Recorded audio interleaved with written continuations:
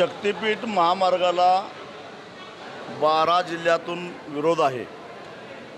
त्याला कारण आहेत, एक तर एकूण 27,000 एकर जमीन जी काय शक्तीपीठ महामार्गामुळे उद्ध्वस्त होणार आहे, त्यातली जवळपास 24,000 एकर जमीन ही बारमाही बागायत आहे आणि ती बारमाही बागायत करायला शेतकऱ्यांना प्रचंड खर्च आलेला आहे आणि म्हणून शेतकऱ्यांचा विरोध आहे। हा झाला एक भाग। दुसरा भाग, महाराष्ट्रातल्या जनतेला कर्जाच्या खाईत टाकून हा शक्तीपीठ महामार्ग करायला महाराष्ट्रातल्या जनतेचा विरोध आहे। नंबर 3, या शक्तीपीठ महामार्गामुळं सांगली कोल्हापूर या 2 जिल्ह्यातल्या कृष्णा आणि त्याच्या उपनद्यांना जो भराव टाकून पुलं बांधली जाणार आहेत, त्यामुळं महापुराचा फार मोठा धोका निर्माण होतो। सांगली शहर असेल, कोल्हापूर शहर असेल, इचलकरंजी शहर असेल, मोठ्या शहरांना त्याचा तडाखा बसणार आहे, म्हणून विरोध आहे।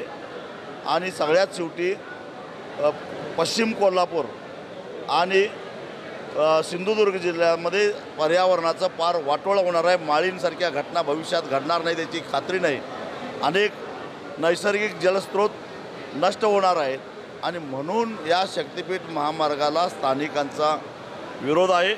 आम्ही तो होऊन देणार नाही। एक पर्यायी रस्ता असताना नागपूर रत्नागिरी महामार्ग हा कोल्हापूरपर्यंत पूर्ण झालेला आहे आणि कोल्हापूरपासून कोकणात यायला 6 रस्ते आहेत, त्यामुळे नव्या रस्त्याची गरज नाही आणि म्हणून केवळ 50-60 कोटी रुपये 50-60 हजार कोटी रुपये या रस्त्याच्या निमित्तानं निवडणुकीसाठी निधी उभा करायचा, यासाठी म्हणून जर का जनतेचा विरोध असताना हा रस्ता होणार असेल तर तो रस्ता आम्ही होऊन देणार नाही।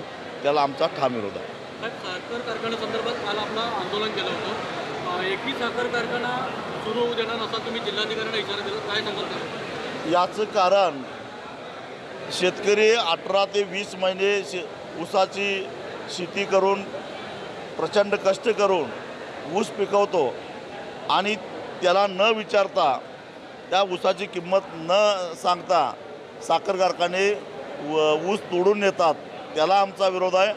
मागच्या वर्षी साखर कारखान्यांनी जो ऊस तोडून नेला त्याचा अजून हिशेब पूर्ण व्हायचा आहे आणि म्हणून आमची भूमिका अशी आहे की मागच्या वर्षीचा हिशेब पूर्ण करा, यावर्षी किती देणार सांगा, कारखाने खुशाल चालू करा।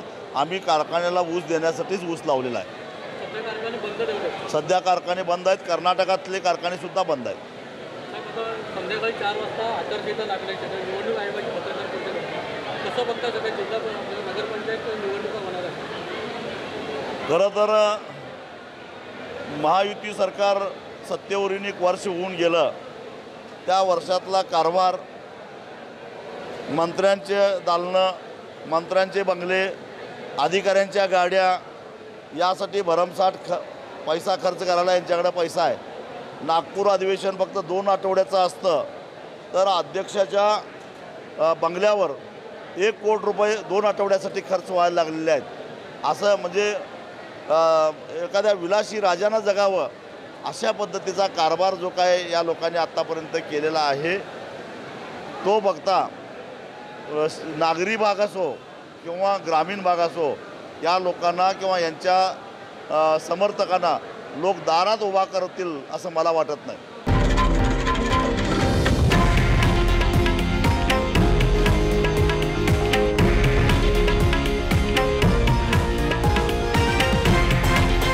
हे आहे देशातील नंबर 1 न्यूज नेटवर्क आणि आपण पाहत आहात TV9 मराठी, एकमेव।